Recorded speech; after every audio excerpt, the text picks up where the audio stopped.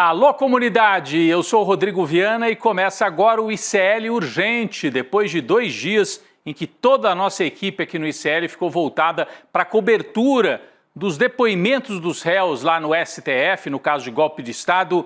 O ICL Urgente não foi ao ar segunda e terça, porque a gente estava ao vivo aqui acompanhando tudo. Voltamos então para a nossa programação normal, sempre às 5 horas da tarde, com as principais informações do Brasil e do mundo. E sempre com a gente na redação do ICL, a Laura Couto, bem-vinda de volta. Depois desses 2 dias, a Laura estava trabalhando com a gente na cobertura lá do STF, né, Laura? Boa tarde, Rodrigo. Boa tarde. Finalmente, Urgente de volta depois dessa nossa programação especial. Boa tarde para todo mundo que está nos assistindo. Boa tarde para a Laura, boa tarde para você que mora nesse país em que o ex-presidente Jair Bolsonaro fica mais perto da prisão, depois de concluídos os depoimentos dos réus no principal núcleo golpista, o núcleo 1, Bolsonaro, vários generais, depoimentos encerrados ontem, e daqui a pouco a gente vai trazer o calendário, o que falta daqui para frente para o julgamento e provavelmente para a prisão de Jair Bolsonaro, se é que ele não vai seguir os passos de outros bolsonaristas, escapando, fugindo para alguma embaixada, fugindo, atravessando a fronteira. Será que ele encara a prisão? É o que nós vamos conversar daqui a pouquinho sobre esse tema. Agora, assuntos de noticiário internacional, já voltamos ao Bolsonaro. Vamos falar também de extrema-direita e de ataques às manifestações democráticas pelo mundo. O ativista brasileiro Thiago Ávila, que está preso em Israel desde a madrugada de domingo, foi colocado em uma solitária, está aqui a manchete, e ele deve ser deportado para o Brasil a qualquer momento. Tem a manchete. O Thiago já esteve várias vezes aqui, deu entrevista ao ICL, o Chico Pinheiro me contava agora há pouco, eu lembro bem, eu também já entrevistei o Thiago. É uma personalidade, um personagem importantíssimo e está numa solitária nesse momento, sendo maltratado, mais um, pelo regime sionista israelense. Ávila permanece em greve de fome desde domingo, quando forças israelenses interceptaram o barco em que ele estava, junto com outros 11 ativistas, incluindo a sueca Greta Thunberg. O grupo, conhecido como Flotilha da Liberdade, ia rumo à faixa de Gaza para levar ajuda humanitária. Todos foram presos. É proibido levar ajuda humanitária para os palestinos nesse genocídio que segue a ser cometido pelo Estado fora da lei de Israel. Laura Couto tem mais informações para a gente. Laura, por favor. Rodrigo, em caso de deportação, o prazo de retorno é de 72 horas a contar do momento da prisão. Então, o Thiago deve voltar para o Brasil amanhã, quinta-feira. Além disso, ele está proibido de voltar para Israel pelos próximos 100 anos. O Itamaraty confirmou que o Ávila está em um centro de detenção em Israel e se recusa a assinar os documentos de deportação para o Brasil. 4 tripulantes da flotilha já foram deportados, incluindo a ativista Greta Thunberg, que deixou Israel na manhã de ontem, Rodrigo. Muito bem. Muito bem não, muito mal, né? Prisão solitária, proibido entregar mantimentos e ajuda humanitária, e ele vai ser deportado para o Brasil. É um gesto a mais nesse abuso, mais um abuso cometido pelo Estado de Israel. Bom, Estados Unidos. Os protestos contra o governo de Donald Trump entram no 5º dia em Los Angeles, na Califórnia. Um toque de recolher está em vigor em parte do centro da cidade. E a Laura tem mais informações para a gente sobre isso também. Laura. Rodrigo, o estopim dessas manifestações em Los Angeles foi uma operação do Serviço de Imigração dos Estados Unidos para prender imigrantes nesse final de semana em Los Angeles. 4.000 soldados da Guarda Nacional foram mobilizados em Los Angeles para atuar nesses protestos que estão acontecendo contra o governo de Donald Trump.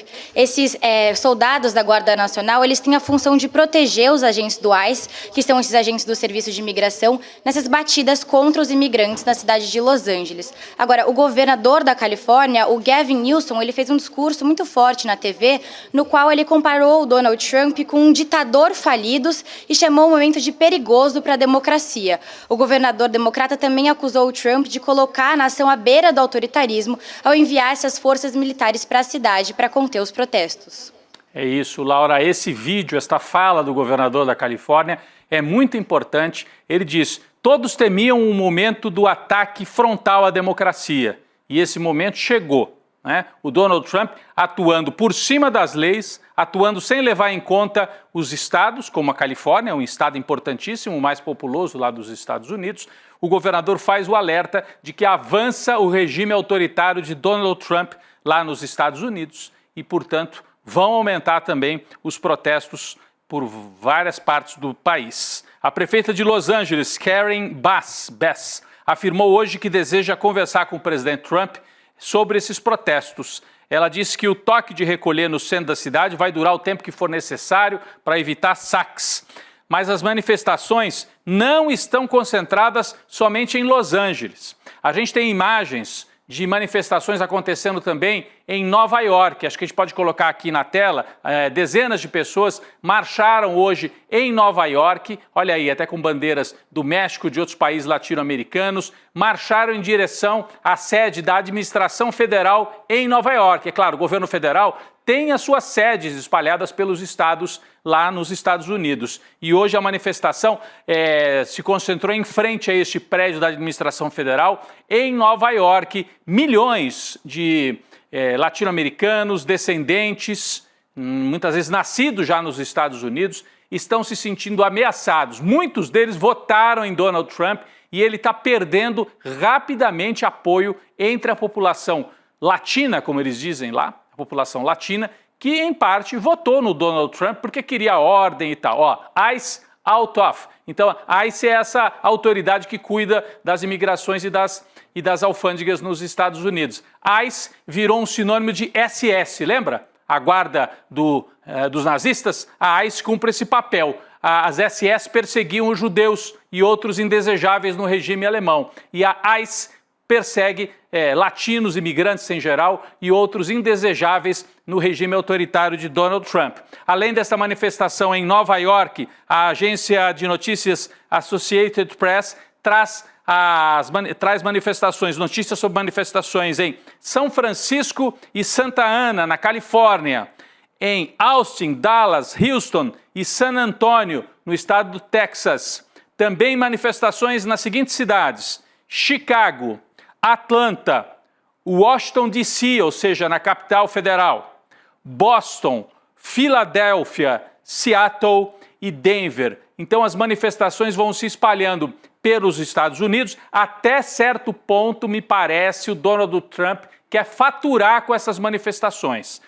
Há uma torcida dele para que as manifestações fiquem violentas e que ele possa impor o discurso da ordem, já que ele não traz resultados econômicos, precisa trazer alguma coisa. É o inimigo interno. Não consegue trazer os resultados que ele dizia que ia trazer na campanha. América grande de novo, Make America Great Again. Se não é possível fazer América Great Again, a culpa deve ser de alguém. De quem é a culpa? Dos latinos, dos imigrantes, dos árabes. Isto é assim nos Estados Unidos e tem sido assim na Europa e foi assim nos anos 20 e 30 na Alemanha nazista e na Itália fascista. Enquanto ataca os imigrantes, Donald Trump, no seu vai e vem sobre as tarifas, disse hoje que chegou a um acordo com a China.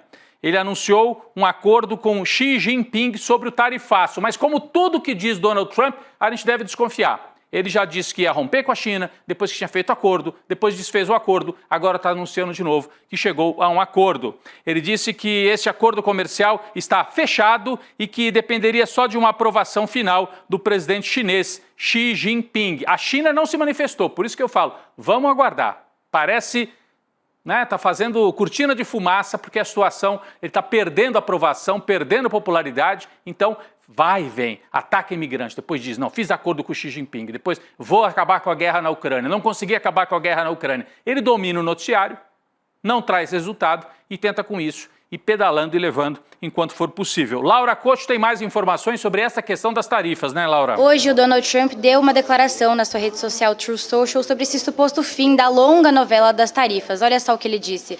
Nosso acordo com a China está feito, sujeito à aprovação final com o presidente Xi e eu. Forneceremos à China o que foi acordado, incluindo estudantes chineses usando as nossas faculdades e universidades. Estamos recebendo um total de 55% das tarifas e a China está recebendo 10%. Segundo o Trump, o acordo entre os países foi fechado depois de 2 dias de negociações entre autoridades da China e dos Estados Unidos em Londres, na Inglaterra. Rodrigo. Você vê como é que é o método dele, Laura? Agora ele está vendendo a ideia de que os chineses, olha como nós somos legais, vão até poder estudar aqui nas nossas universidades. Já estavam lá estudando. Aí ele anuncia, vão ter que sair.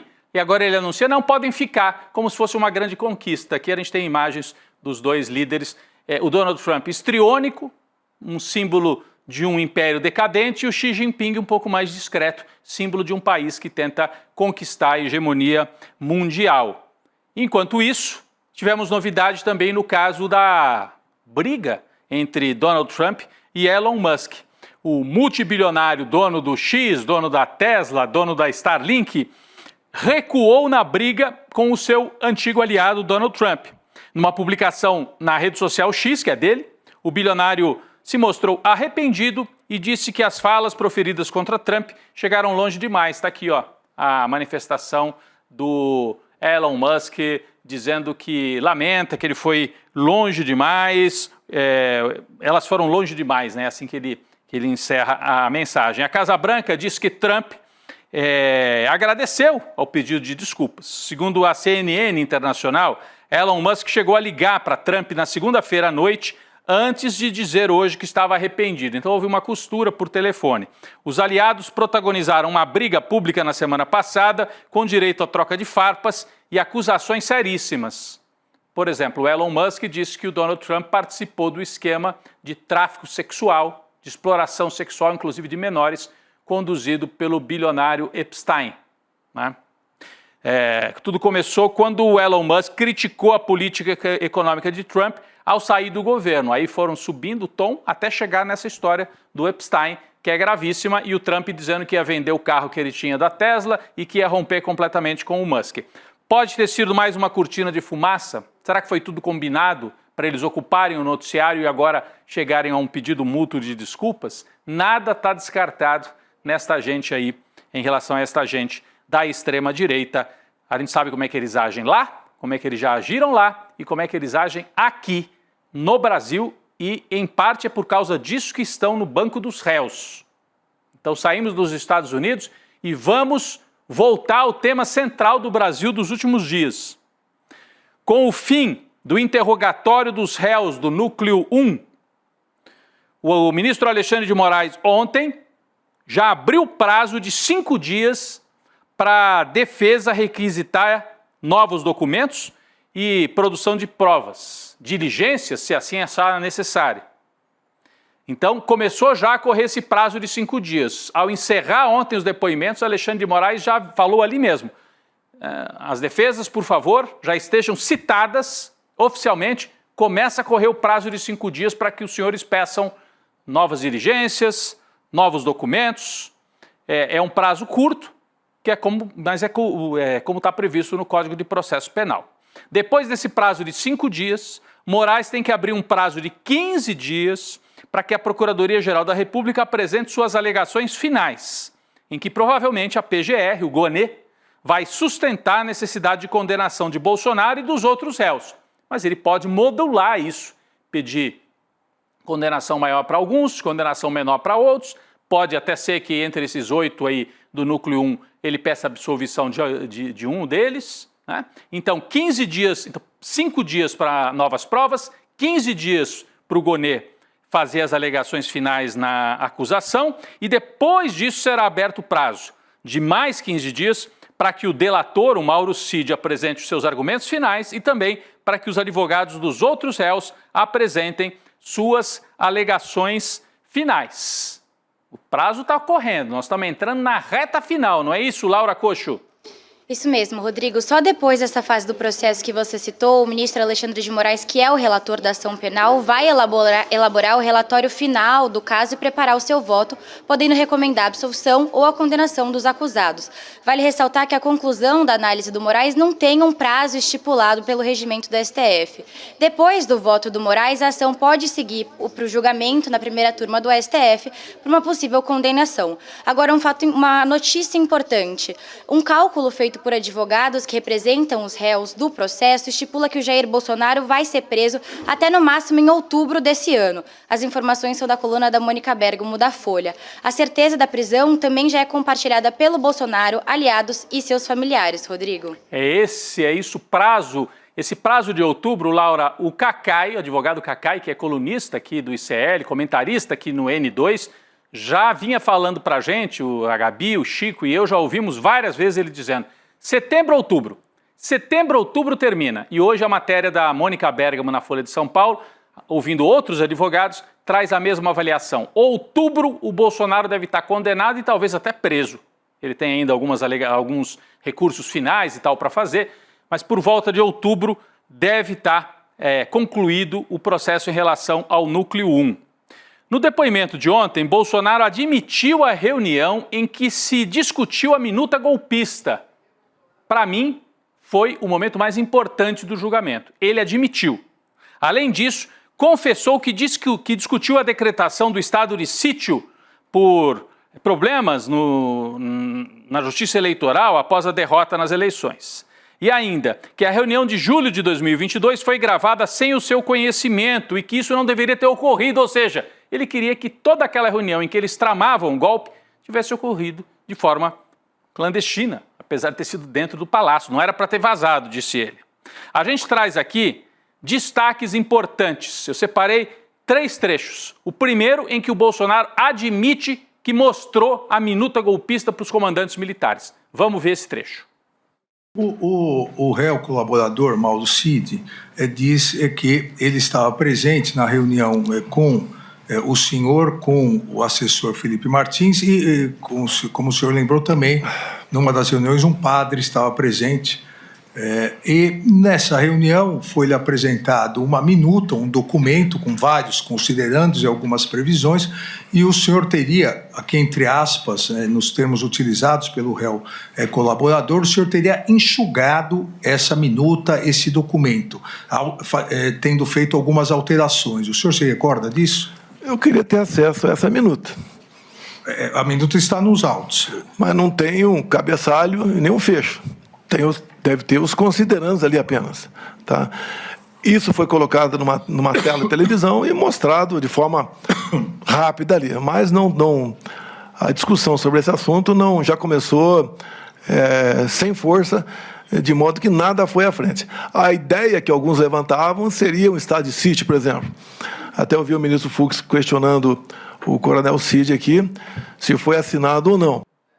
Ou seja, ele nega ter editado a minuta, mas ele admite que foi mostrada a minuta, o que ele chama de considerandos, é a parte inicial do documento. Então foi mostrado. E ele fala, isso não foi levado adiante. Se tivesse sido, a gente não estaria aqui, não teria julgamento, porque daí o golpe teria se consolidado.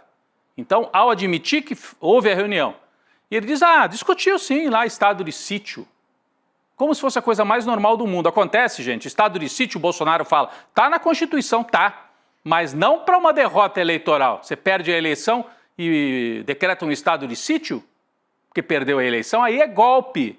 Por isso que está caracterizada a tentativa de um golpe de Estado. Então, esse trecho consolida a informação de que houve sim uma trama golpista, houve um documento e houve até uma reunião em que se mostrou esse documento para os comandantes militares dentro do palácio. Agora, o Bolsonaro, que era tão valentão, a família toda, dizia que ia fechar o Supremo, foi para a Avenida Paulista e disse, não cumpro mais ordem do senhor Alexandre de Moraes, lá quando era presidente. Ontem virou um gatinho, miou baixo, na frente do Alexandre de Moraes. Pediu desculpas quando o Alexandre de Moraes falou, o senhor tem indícios das acusações que o senhor fez aos ministros do Supremo? Vamos ver esse trecho? Que eu acho que isso mostra o tamanho minúsculo de Bolsonaro, politicamente falando. Vamos assistir.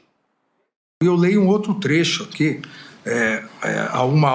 com 1h, 13 minutos e 59 segundos da reunião, onde o senhor disse, entre aspas, pessoal, perder uma eleição não tem problema nenhum. Nós não podemos perder a democracia numa eleição fraudada. Olha o Fachin. O cara não tem limite. E não vou falar que o Fachin está levando 30 milhões de dólares. Não vou falar isso aí. O que o Barroso está levando, 30 milhões de dólares. Não vou falar isso aí. Que o Alexandre de Moraes está levando 50 milhões de dólares. Não vou falar isso aí.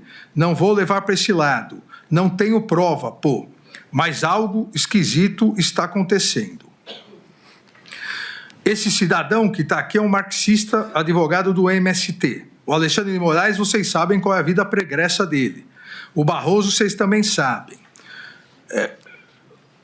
Quais eram os indícios que o senhor tinha que nós estaríamos levando 50 milhões, 30 milhões de dólares? Não tem indício nenhum, senhor ministro. Tanto é que era uma reunião para não ser gravada, um desabafo, uma retórica que eu usei. Se fosse outros 3 ocupando, teria falado a mesma coisa. Então, me desculpem, não tinha essa intenção de acusar de qualquer desvio de conduta dos senhores 3. Desculpa, não tinha intenção de acusar. Não tinha, mas acusou e disseminou isso pelo Brasil, e isso fez parte da construção de uma ideia de derrubar até hoje, né?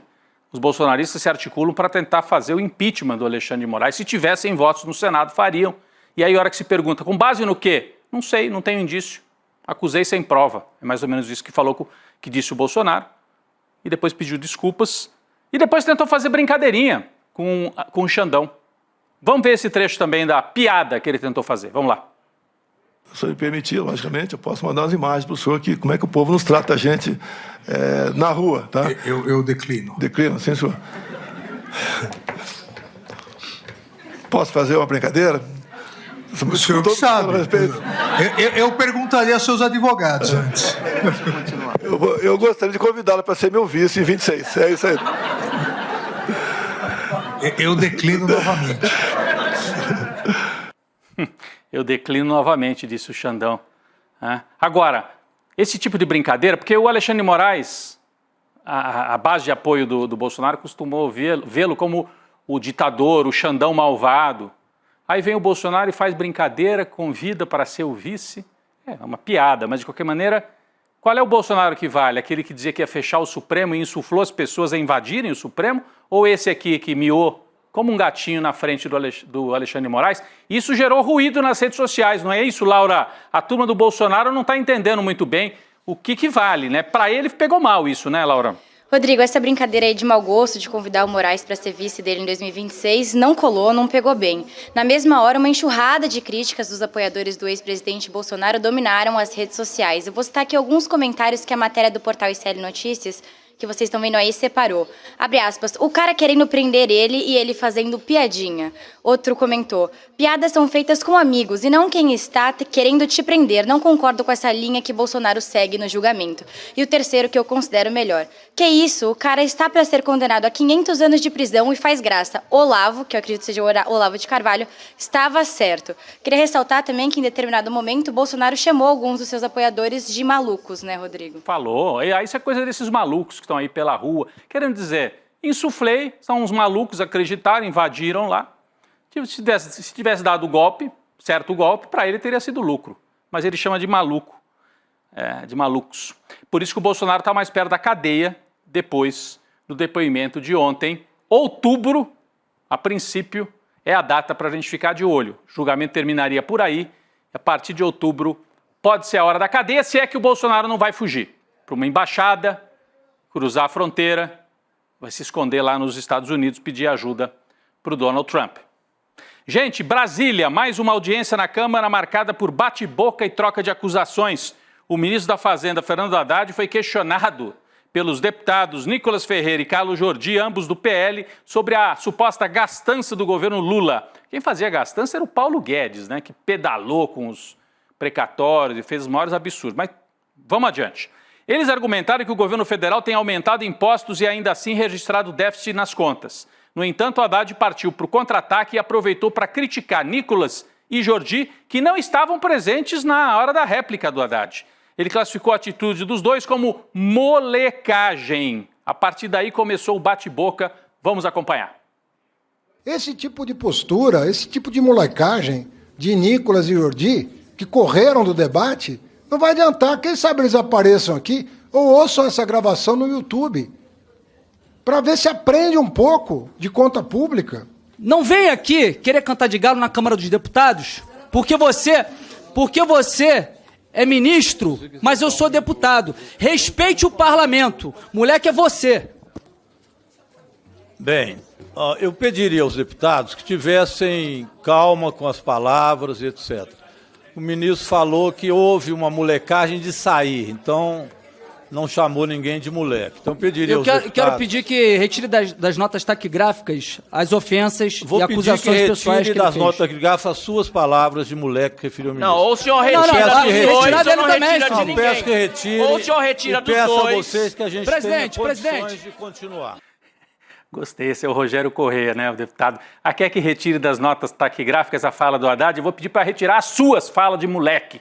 Esses moleques ali do Partido Liberal. Moleque, tudo de 40 anos para cima, né? Mas falando sobre Haddad, pessoal, a situação não está boa. O presidente da Câmara, Hugo Mota, voltou a criticar as medidas apresentadas pelo ministro como alternativas para o aumento do IOF. Laura Couto conta mais para a gente sobre isso. Rodrigo, Hugo Mota disse hoje que as medidas apresentadas pelo Haddad devem ter uma reação muito ruim no Congresso. Entre essas medidas estão o fim da isenção de imposto de renda de LSI e LCA, que são títulos importantes para financiar setores produtivos em um cenário de juros elevadíssimos, segundo o Mota. Ele disse o seguinte, abre aspas, temos que entender que apresentar ao setor produtivo qualquer solução com aumento de tributos sem o governo apresentar o mínimo dever de casa não será bem aceito pelo setor produtivo e pelo Poder Legislativo. A medida provisória com as alternativas ao aumento do IOF pode ser publicada no Diário Oficial da União ainda hoje, Rodrigo. É isso, né? O Haddad tem feito várias propostas que estão sendo barradas numa espécie de chantagem conduzida por parte do Congresso Nacional e o ministro está lá pacientemente dialogando com o Centrão, que está defendendo os interesses do setor financeiro, e com a molecagem do PL. Os moleques do PL, como disse o Fernando Haddad. Partido fascista e nazista tinha muito moleque também. Aqui tem alguns, né? O deputado federal bolsonarista Nicolas Ferreira, do PL, teve um recurso negado pelo Superior Tribunal de Justiça, o STJ. E com isso, foi condenado em caráter definitivo a indenizar a colega de parlamento, deputada Duda Salabert, por danos morais. Está aqui na tela, ó. Nicolas Ferreira perde o recurso e terá que indenizar a Duda por transfobia. A condenação se refere a declarações transfóbicas feitas por Nicolas quando ainda era vereador. Ele é reincidente, desde vereador já era ofensivo, já atuava de maneira criminosa, segundo a Justiça entendeu agora. Laura Couto traz mais detalhes. Agora, o Nicolas deve pagar para a Duda Salabert o valor de R$30 mil, que, segundo a decisão, deve servir para interromper a perpetuação da transfobia na nossa sociedade, mostrando que a discriminação contra pessoas trans é crime e não é aceitável. O caso aconteceu durante as eleições de 2020, como você citou, Rodrigo, quando o Nicolas e a Duda concorriam à Câmara Municipal de Belo Horizonte. O Nicolas ele se recusou a usar o pronome feminino para se referir a Duda Salabert a uma entrevista ao jornal Estado de Minas. O Nicolas disse o seguinte, Rodrigo, abre aspas, eu ainda irei chamá-la de ele. Ele é homem. É isso que está na certidão dele, independentemente do que ele acha que é. Então vai pagar. Paga aí, ô Nicolas. Paga por mais essa molecagem que você fez. Os ministros Flávio Dino e Cristiano Zanin do STF votaram hoje a favor da responsabilização das redes sociais pelo conteúdo publicado por seus usuários. Importantíssimo julgamento. O placar está 5-1 pela responsabilização das redes. Dino e Zanin acompanharam o entendimento de Barroso, Luiz Fux e Dias Toffoli. O único a votar diferente, pelo menos por enquanto, foi André Mendonça. No seu voto, Flávio Dino usou como exemplo fake news contra as urnas, disseminadas pela extrema-direita em 2022, inclusive por Jair Bolsonaro, que está às portas de parar na cadeia por golpe de Estado. A primeira turma do STF também formou a maioria para rejeitar o recurso da Débora Rodrigues dos Santos, conhecida como Débora do Batom. Ela está condenada a 14 anos de prisão, estava recorrendo, mas agora o placar já chegou a 3-0, formando maioria na turma composta por 5 ministros para manter a Débora condenada pelas ações golpistas lá no 8 de janeiro. Eu queria agradecer demais a Laura Couto por mais um dia aqui, Laura, no nosso ICL Urgente. Uma boa tarde para você. Boa tarde, Rodrigo. Que bom que a gente está de volta. Até amanhã. Tchau, tchau. Até amanhã. Daqui a pouco, a Gabi Varela, o Chico Sá chegando aqui para o N2. Antes disso, a gente está falando muito de extrema-direita, de Nicolas, de molecagem, de Bolsonaro condenado, né? Próximo de estar condenado. Olha, aqui no ICL você pode entender melhor como é que funciona o extremismo, como é que ele está se articulando. A extrema-direita tem um plano em curso. Quem vai te contar qual é esse plano é o nosso professor, eu digo nosso porque ele é da nossa equipe aqui. Ele é um patrimônio também do ICL e da cultura brasileira. João César de Castro Rocha. Você que acompanha o ICL Notícias conhece já as posições do professor Castro Rocha. No dia 15 de junho, próximo domingo, às 8 horas da noite, o ICL te convida para acompanhar esta aula, A Semente do Caos, uma aula magna para dissecar como é que opera a extrema-direita. Como é que você faz para acompanhar? Digita, por favor, iclurgente.com.br, iclurgente.com.br, e aí abre um campo, você põe lá o seu e-mail e a gente te avisa no domingo. Ah, tá na hora da aula do Castro Rocha, e você participa com a mediação do Edu Moreira, a aula do Castro Rocha neste domingo. Também pode fazer pelo QR Code que está aí na tela. A Semente do Caos para entender melhor a extrema-direita nesse domingo, 8 horas da noite. É isso, pessoal. O ICL Urgente volta amanhã. Agora você fica com o N2. Daqui a pouco eu também estou por lá. Valeu! Se liga nisso que eu vou dizer. Independente se você é de direita, de esquerda, quer ficar rico ou quer viver num mundo mais igualitário, a semente do caos está plantada. Existe um plano em curso e é um plano que pelo menos eles pensavam ser secreto, para trazer o caos completo, para fazer com que a liberdade das pessoas seja extinta, para não deixar pedra sobre pedra nessa estrutura democrática que ainda existe. João César Castro Rocha, o professor que desvendou o plano da extrema-direita no Brasil, vai dar uma aula histórica e urgente no dia 15 de junho. O nome da aula, A Semente do Caos. A aula vai acontecer às 8 horas da noite e é gratuita aqui no ICL. Você precisa participar para saber desse plano em curso e poder, junto com a gente, fazer alguma coisa para enfrentá-lo, antes que seja tarde demais. Bom dia, pessoal. Alô, alô, salve, salve. Eu sou a Gabriela Varelli e esse é o Videocast em Detalhes. Essa é a gravidade da situação. Ele me viu, olhou no meu olho, já mandei lá atrás. O Instituto Conhecimento Liberta quer chegar ainda mais longe e para isso conta com você. Que eu já falei várias vezes, né? As urnas, elas funcionam. A denúncia foi recebida por unanimidade. Mas vamos lá. Alô, comunidade! Olá, boa tarde. Bem-vinda, Érica, ao ICL. Este é o Precisamos Conversar. Transmita os conteúdos do ICL. Fortaleça sua grade de programação com conteúdo de qualidade independente e transformador. Acesse o link icl.com.br/parceria e venha ser parte dessa rede de transformação.